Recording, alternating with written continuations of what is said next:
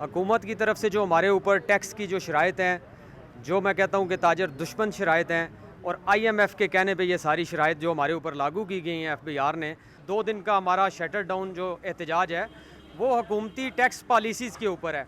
तो हमें अफसोस के साथ अगर ये मुल्क IMF नहीं चलाना है तो फिर ये लोग किस लिए हैं? अगर शनाख्ती कार्ड की शर्त ख़त्म नहीं होती तो ट्रेडर्स इतने पढ़े लिखे नहीं, फिर वो जो फॉर्म इंग्लिश का दे रहे हैं वो उसको पुर नहीं कर सकते। एक बंदे की 17,000 तनख्वाह है, 7,000 बिजली का बिल है, वो मेरे पास आके कहता है मुझे बताएं मैं 17,000 में 7,000 बिजली का बिल दे दूं तो बाकी मैं खाऊं क्या, मैं बच्चों के फीस कहाँ से भरूं, मैं बाकी काम कैसे करूं। अब भी अक्लमंदी के नाखन ना लिए और ताजरों के साथ उन्होंने बैठ के मामले को हल ना किया तो फिर ये इनके कंट्रोल में भी आवाम नहीं रहेगी, ना ताजरों के कंट्रोल में रहेगी ना गवर्नमेंट के कंट्रोल में रहेगी।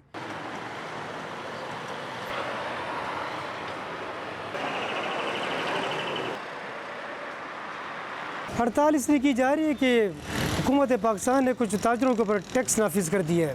हालांकि टैक्स देना चाहिए, टैक्स देंगे तो मुल्क तरक्की करेगा।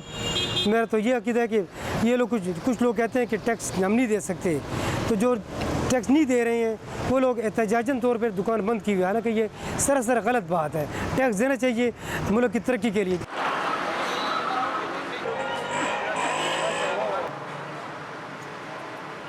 सन 2014 में गालिबन इमरान खान साहब ने डरना दिया हुआ था इस्लामाबाद ने, उसने बोले थे भाई हम टैक्स नहीं देंगे, उसने कागज़ भी पाड़ा था भाई हम बिल नहीं देंगे।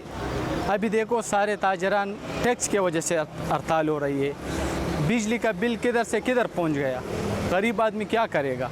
हमने इमरान खान को इसलिए वोट दिया था, हमारे पठानों का नहीं बल्कि सारे पाकिस्तान का सहूलतदार बनेगा। इसने क्या महंगाई, सब कुछ महंगा हो गया, गरीब क्या करे।